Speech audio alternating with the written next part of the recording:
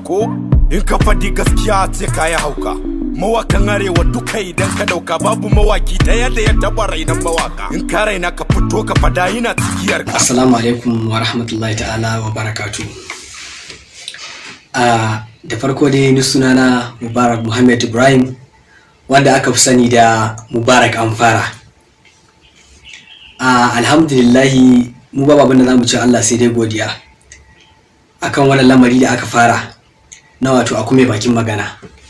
Gaskiya mu mun yi farin ciki sosai, kwarai da gaskiya mun yi farin ciki sosai, saboda wannan dama ce da Allah ya bamu ta yadda kowa da Allah ya masa basira ya samu ta yadda zai aika sako ya zuwa mutane ko ya zuwa ga mutane akan abubuwan da suke marasu kyau, ba wai ga shi kaɗai ba, ga dukkan mawaka. Wannan dama ce Allah ya bamu wanda mutum zai yi aika sako a dukkan faɗin duniya.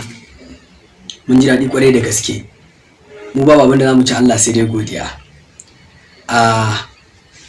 Kamar akan harkokin wannan haƙoƙi da yake yi, gaskiya abun babu abin da za mu ce sai hamdala.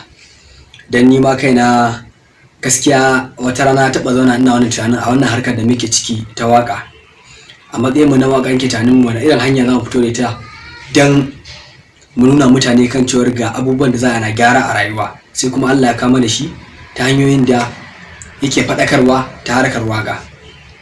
Gaskiya babu wanda muci Allah sai dai godiya. Kuma akan maganganun da yake yi, gaskiya wannan magana ce mai kyau, kuma abu ne wanda ya shafi rayuwar mu dukan mu da mutanen mu gaba daya.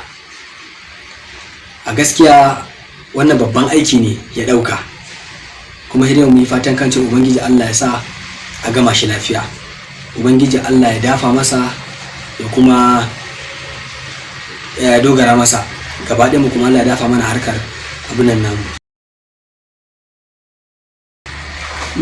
Gaskiya idan ka duba a season 1, gaskiya ni episode ɗin da ya burge ni shine gaskiya episode 13, saboda gaskiya ya yi magana akan mawaka.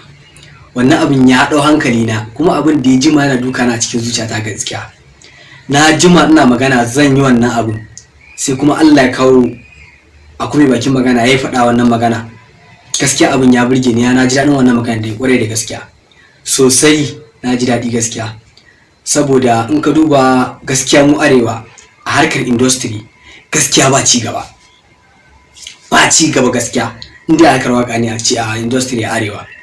Kamar yadda yake magana, idan ka duba kudancin Najeriya, baran Yoruba har da Igbo din ma duk sun fi mu a harkar industry, harkar waka da harkar fina-finai. Kwanda fina-finai ne ma alhamdulillah ana tallafawa wurin ɗaukar matasa don a rage ɗan wasu abubuwa. Amma an ka duba mawaka, muna da mawaka da yawa arewa. Ka ce za a fito da mawaka, wai a ce kowane mawaki da ƙanana da manya su fito wanda za a tallafa musu. A yau aka ce ana son wannan mawaka, akalla ba kasar bai kasa mutum su fi 10,000 wanda ba su yi hara ba, ko kuma wanda ba su sani ba. To amma me su in ka duba ba wai an ce za a tara mawaka kamar 1000 kaza ne ba taimake su ba. In ka tallafa mutum ɗaya, baka san mutum da zai tallafa ba rayuwa a wannan harkar wakar. Shi ma wannan da wanda aka tallafa masa baka san no zai tallafa ba. To haka za ga rage yawan wannan masu zaman banza ko masu wannan basirar. Ba wai yi harkar waka kaɗai ba, duk wani wanda yake da basira. In ka duba yanzu kaman a kudu, ka ɗauki kaman Wizkid, ka ɗauki kaman Davido, ka ɗauki kamar da su Olamide, duk gasu nan. Za ka ji an ce ga yaran da suka yayi, kuma duk shekarar duniya sai ka ji an ce su Don Jazzy, za ka ji an ce sun yaye yara su je su ɗauki yara na street boys wanda ba su da aikin yi, su samu musu da aikin yi. In waka suka iya su tallafa musu su zama mawaka. Idan kuma harka suke ta comedy, kaga an tallafa musu ta wannan bangaren sun zama su ma rayuwarsu. Gaskiya wannan abun ko da yaushe na tuno gaskiya na bata mure, kuma yana duka na cikin zuciya. Haɗe kawunan mu yi wa juna taimako in ka faɗi gaskiya sai ka yi hauka. Mawakan arewa duka idan ka dauka babu mawaki daya da ya taba rainan mawaka. In ka raina ka fito ka fada yana cikiyar ka. Hip hop kake kona na yayi na jiran ka. Mu duba mana mu ga ya kudu suke yi. In sun girma kokarin su reno suke yi. Gashi nan kullun ci gaba suke yi. Abun takeici mu komai zamu yi ba ma na yayi. sun mana nisa ni fada nake yi. Babu magana rayi kara batun kishi nake yi. Ita gaskiya idan za a yi rufe ido ake yi. Ina ma a ce batun da zan yi yanzu za a ji shi. Ina ma a ce masu kuɗin musu masu saki shi. Mawaki ya taso da kokari su tallafe shi. Da irin wannan taimakon ne yan kudu suka tashi. Ba mu iya ba kamar yadda yake faɗa ba, kuma abubuwan ne ba mu iya ba. Rashin tallafi ne da dogaro na manyan mu ya janyo ake ganin kan ba mu iya ba. Yanzu wani kalisa fa ko a anguwarsa ma ba san shi ba, wani a garin su ma ba san shi ba. Amma me kana babban mawaki, idan mutum ya dan yi waka, idan dora a Facebook ne, a YouTube ne, a wane ne, aka gani shi yana dan hazaka, aka ga kamar zai yi kokari fa wannan an kawo shi industry, za a invite nashi zo a ga da me dace.